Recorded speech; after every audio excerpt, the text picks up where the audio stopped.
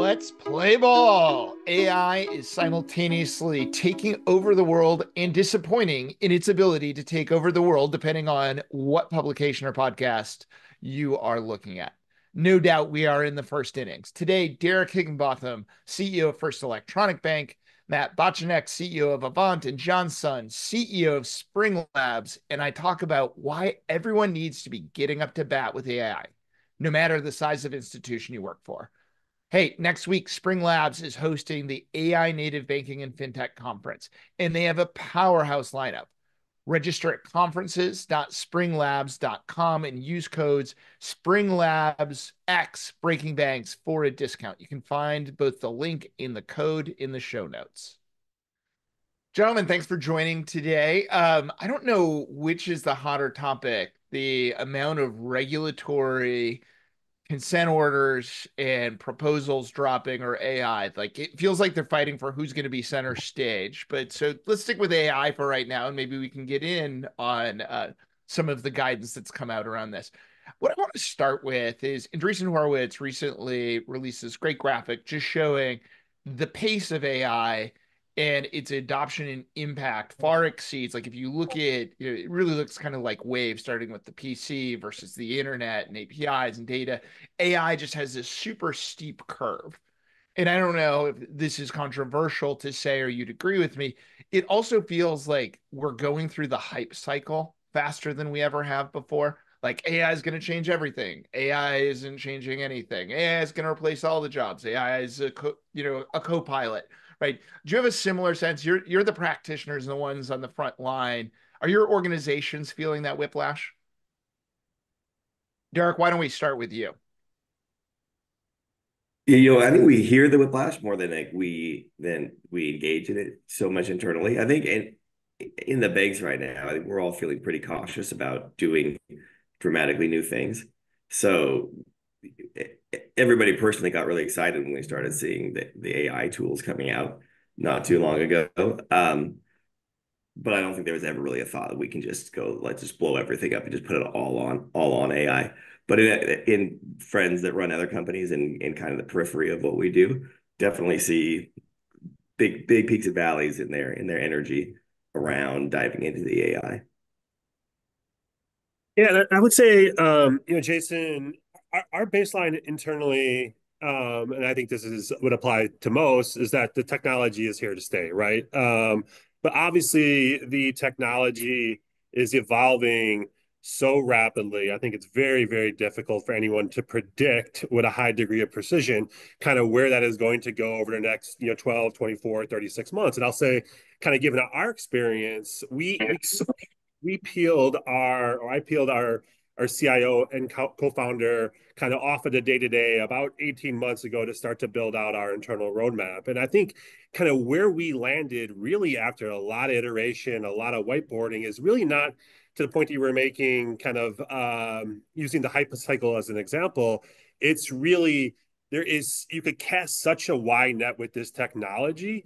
The key, at least from what we have observed and identified, is trying to first narrow down into one, two, or three real applicable use cases in the business, kind of where you could deploy that technology, take some learnings, iterate, use that as the foundation, which we have done, to now build out our larger strategic roadmap. Because as everyone here is well aware, you can kind of like really boil the ocean with this type of thing, and you kind of walk in and there's like this nirvana on the whiteboard where it kind of could solve every single enterprise solution, and practically speaking, that's just doesn't work, right? So again, our experience is kind of take really kind of small incremental steps, learn, iterate, and then build thereafter, and we're seeing some really early signs of success.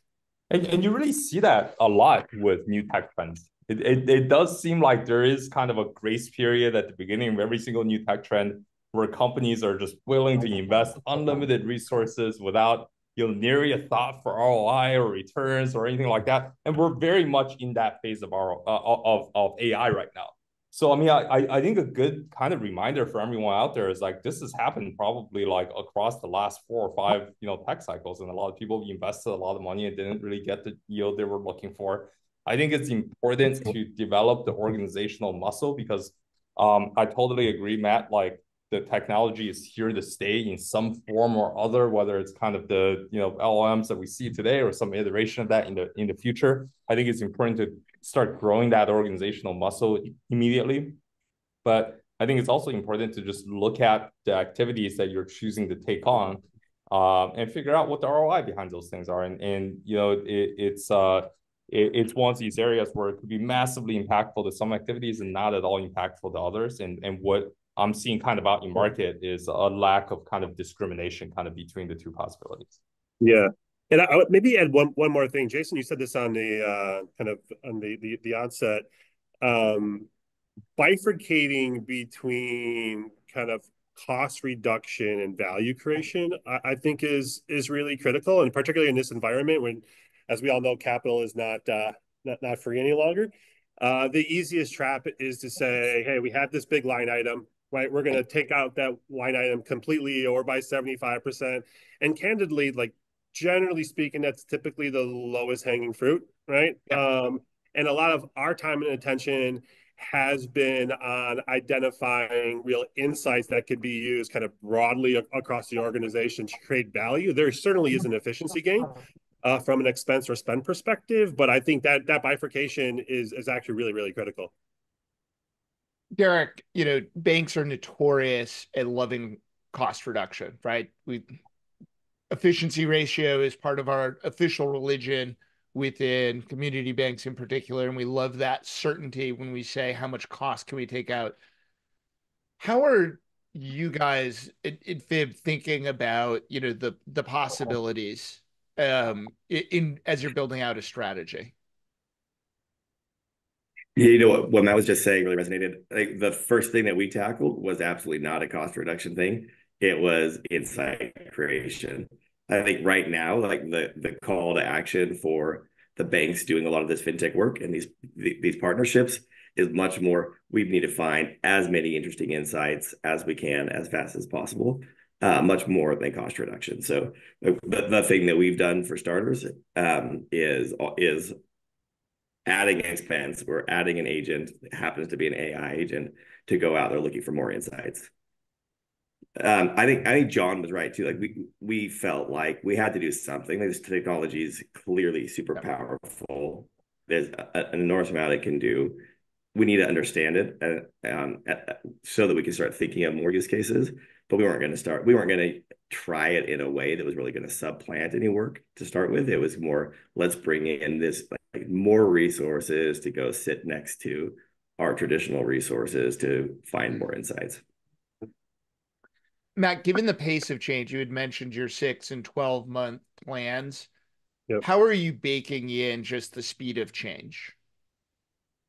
That's a very great question, and that is evolving by the day. We have a small executive group that meets weekly to discuss kind of where we're at, where we are going. And again, I want to once more kind of reinforce our strategy, and it might not be applicable to everyone that will be listening in. But again, you started very, very wide. We narrowed it down to 1, 2, 3, fraud area, compliance area, and kind of the operations area, right?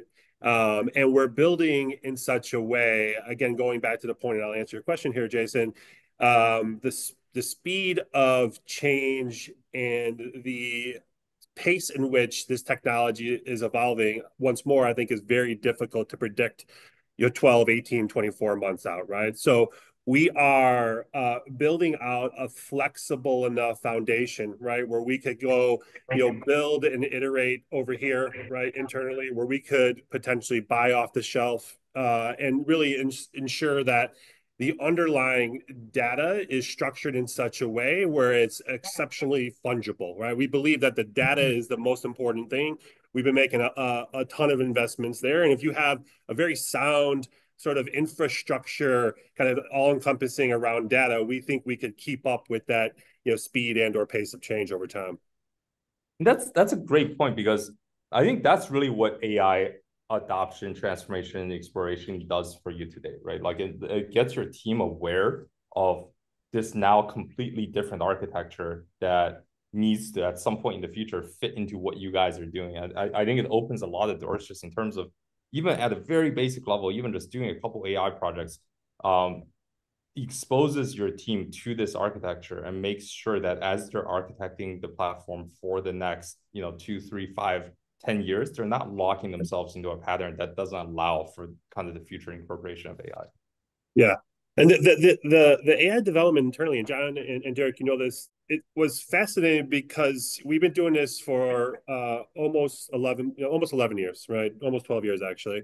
And if you think about the way this business has evolved, we built some technology, we iterated on a process, we built some more technology. Yep. Generally speaking, the underlying data infrastructures has been relatively constant, but we had assumed as we kicked off this project that we could kind of just bolt on some AI technology on our existing process, and it would yield significant efficiency gain. But the reality is, you also find yourself having to rethink your existing processes, right, that complement the AI technology, and that forced us to entirely take a major step back at some point during this journey to again kind of pivot to where we're at today. It's That's interesting. Go ahead, Derek. Yeah, no, that's totally been our experience, I think, and it's been really productive internally to drive more and more of the staff and the stakeholders internally to think about how am I going to solve problems with data, and then how am I going to have to make sure that the data exists here so that I'll be able to solve those problems. Most of the work that we've done is thinking about how to align people around the data acquisition and aggregation and how are you then on the line going to be solving your problem with this data? Yeah. Oh, Derek, you have no idea what you just stepped in as one of the newer members of Alloy Labs. Wait till you get into the Data and Analytics Center of Excellence. Like, this is the hot debate. And so I want to debate part of it here is with that group, we find there are two struggles. One struggle is cultural, which is how do we change a culture to be data driven? Because historically, we don't know what that is. We think of the world as reports, not hypothesis driven. And I think AI actually magnifies that problem, right? Like, it's a new way of thinking. It's not just writing a query in a search engine.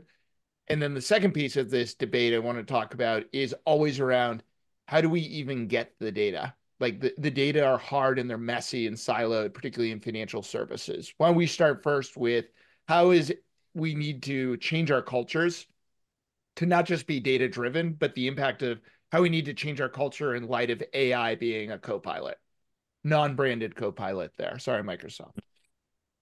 Yeah.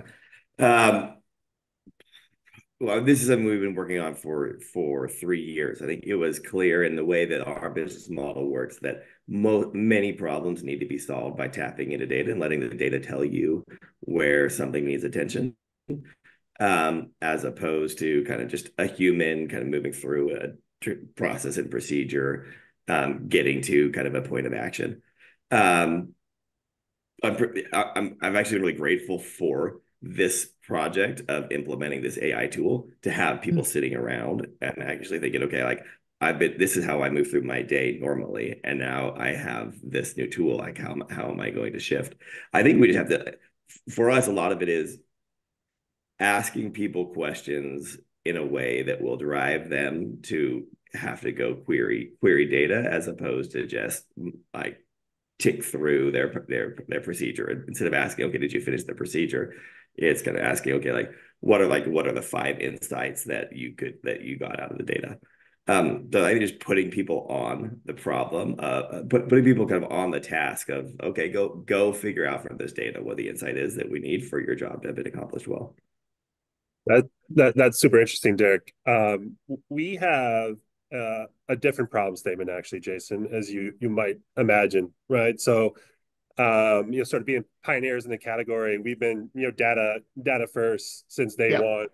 It's really core to how we solve problems and how we solve problems over a decade. And so it's less to do with adoption of data and analytics and using that to drive some business. It's actually we have to rethink the way we do work internally, right? As you had to use some of the AI tools, we no longer and we're still building towards this to be clear. But at some point, I think in the very, very near future, we'll no longer need an analyst to build a query and pull the reports and segment the data for us, right? Like the way that we're constructing kind of our infrastructure, we'll just kind of prompt this tool with all of the underlying data pointed to it.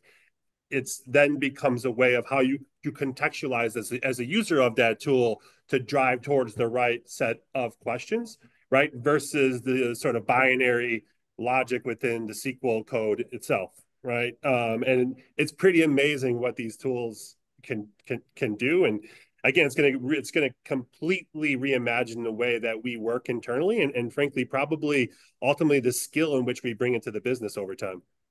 You know, it's kind of an interesting point. And it kind of just like reminded me of you know, kind of a tangential learning as we were working with these AI tools, is that sometimes it's hard to predict ahead of time, like what these things are actually, what the AI agents are actually good at and what they're not good at.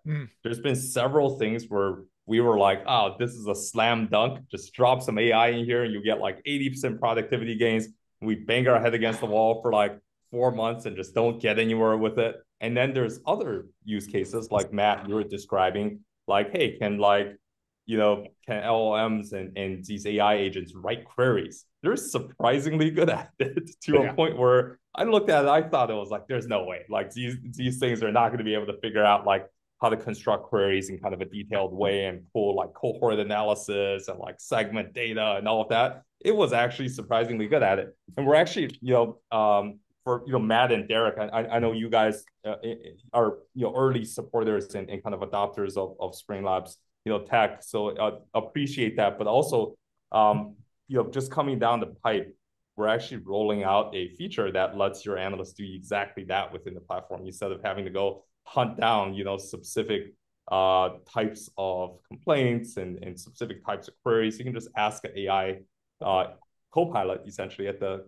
unbranded Copilot, sorry, Microsoft, on what the changing trends within your complaints are and to pull data and to structure data around that.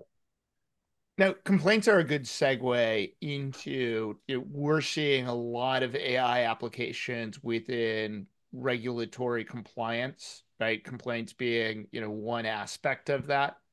I'm curious for each of you, how are you thinking about the regulatory impacts? I know in our conversations with regulators, there's a bit of hesitation in terms of, and I think that's natural with regulators, right? Is hesitation, but they also see some of the benefits.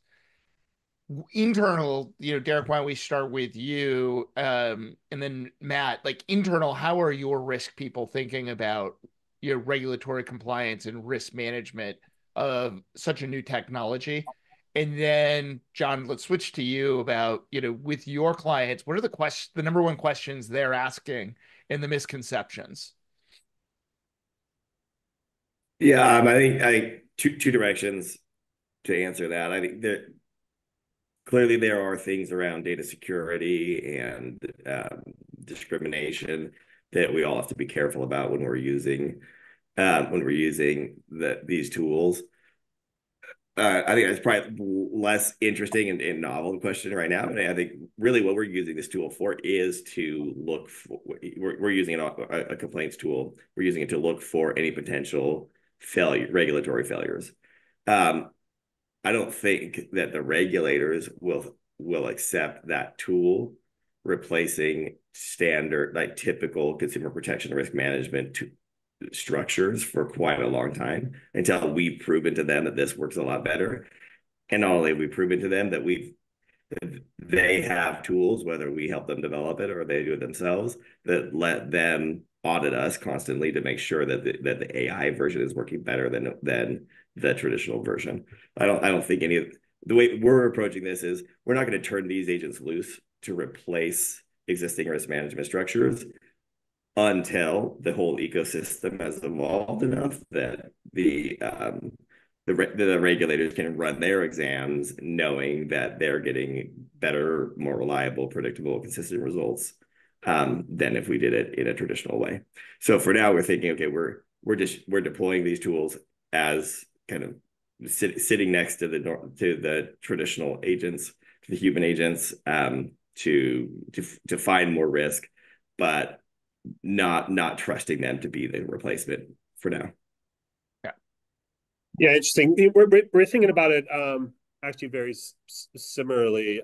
I guess first, I think this is an important point, right? Each of us are reading some sort of headline weekly, right?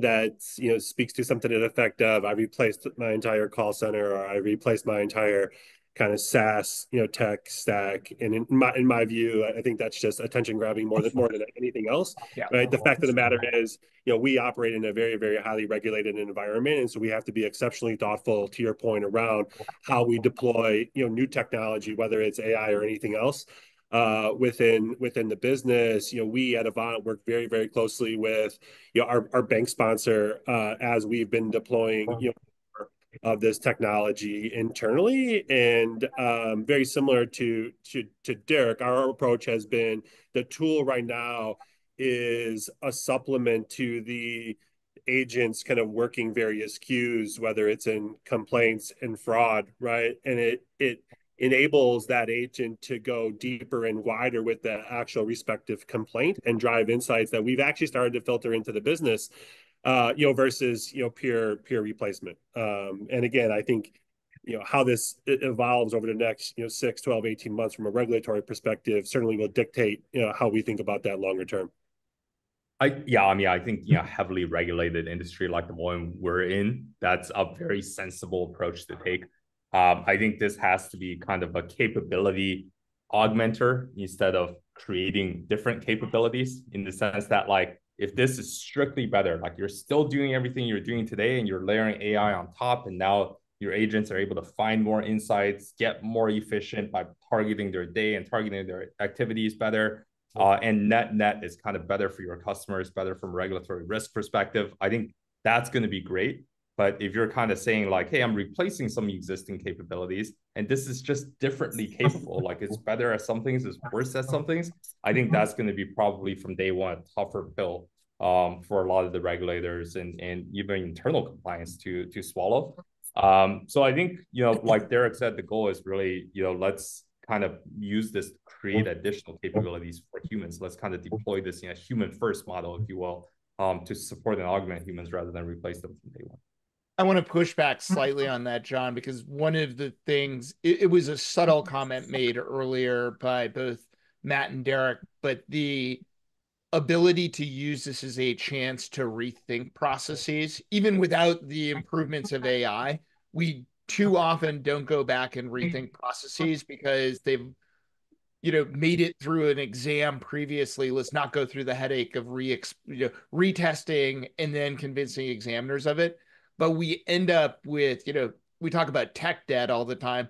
I think we end up with process debt as a result of this, that maybe one of the biggest impacts of AI is it forces us to go back and do some rethinking.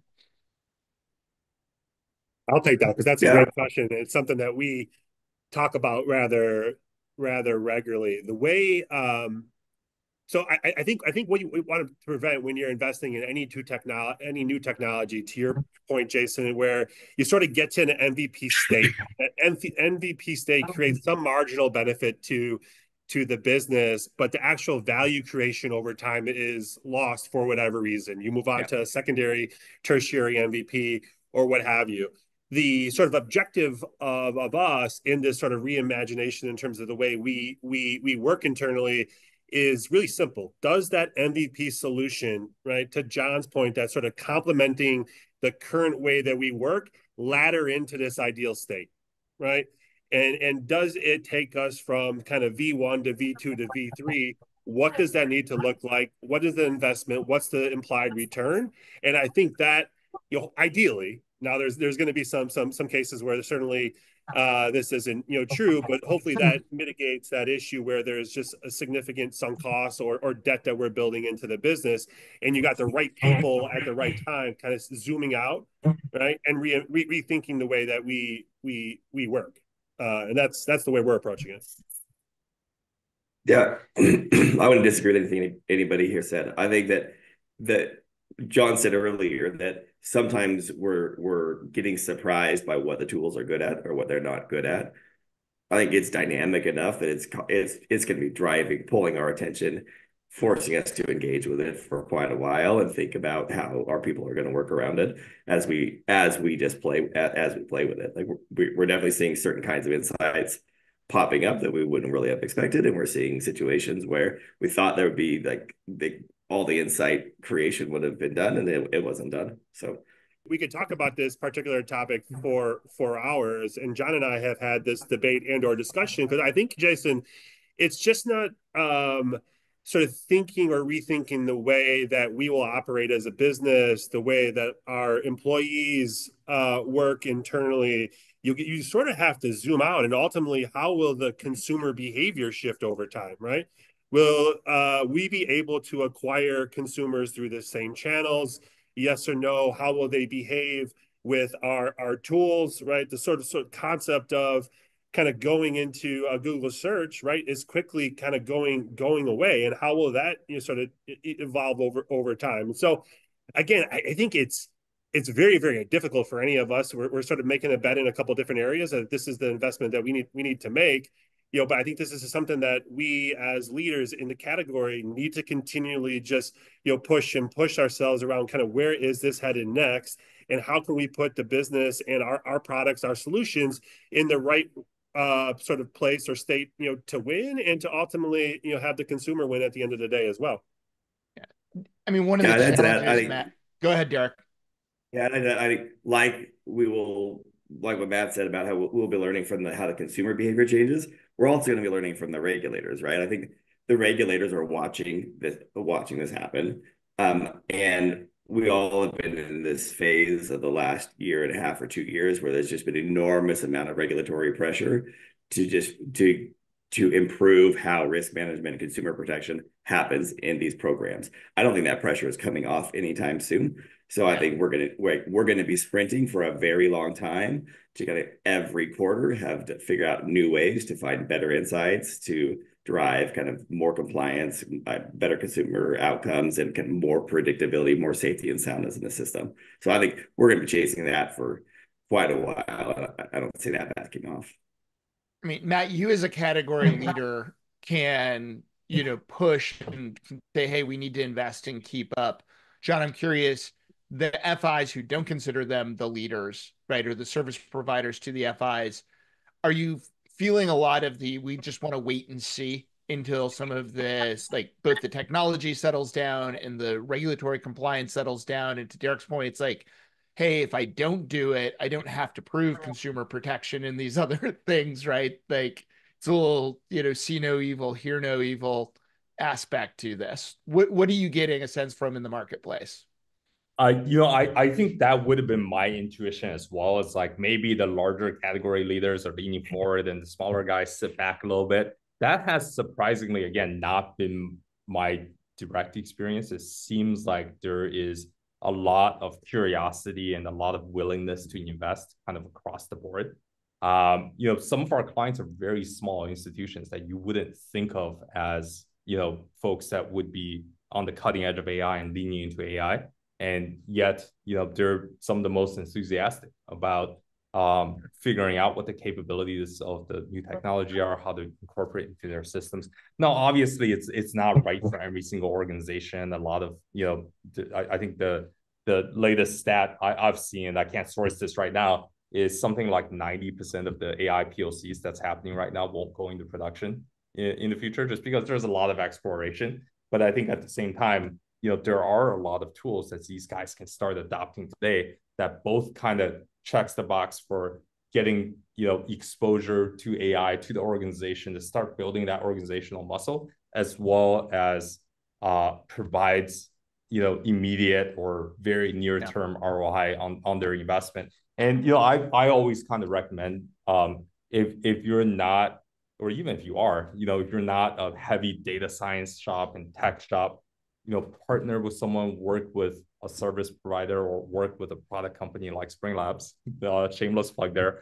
And I think that's a great way to kind of make sure that whatever you're implementing within the system has been vetted and tested at other organizations and can provide kind of immediate ROI without you having to kind of take that risk of exploration completely blind. Yeah, maybe I would just add one thing, Jason. I think this is important because despite the fact that we're not a small startup at this point in our journey. Like every other organization, we don't have unlimited resources, whether that's capital or people, which is why our partnership with Spring has been so fruitful on a two-sided way, right? They've built tools that we could seamlessly integrate into our environment. We've literally had one and a half people, maybe one and a quarter people working with Spring over the last couple of quarters to kind of go live. And so even if you're, I guess where I was going, even if you're early in the mid stage, understand that resources are even sort of more constrained. I think ultimately at the end of the day, you sort of got to get into this. You got to get into this space, right? It's inevitably going to continue to go in this direction, and I think there will be winners and losers, or it might just be too late to catch up. And so you're always better, I think, in our experiences is just diving right in. Yeah. I don't know if you listened to the episode where we talked about the AI digital divide. Those who adopt early keep pulling further ahead. Those who are the laggards who think they're going to catch up when it becomes more certain will never catch up. Good luck. Yeah, for sure. Yeah. All right, as we come to, go ahead, John. Yeah, I mean, you saw that. I mean, again, like I keep pulling back to like the previous tech adoption cycles. I mean, obviously, I think history is a great teacher in terms of what happens in the future. Like you saw this with machine learning, right? That was like the last AI wave was more traditional machine learning for like underwriting, fraud prevention, collection, segmentation, all of that. I mean, there's kind of three distinct groups of finance institutions of FIs out there. There were like the super early adopters like Avant, and I remember we were like building infrastructure to deploy AI models for real-time consumer underwriting before there was even like Python libraries or before there was even like code for it. And you had to build really from the ground up, and there were a very small handful of those. And that was probably in this like 2012 to 2014 timeframe.